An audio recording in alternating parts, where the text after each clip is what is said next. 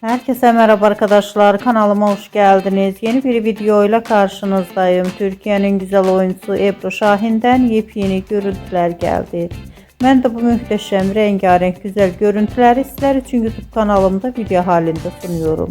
Umarım beğenirsiniz. Arkadaşlar, videomu beğendiyseniz kanalımı izlemeyi ve bildirim butonuna basmayı unutmayın.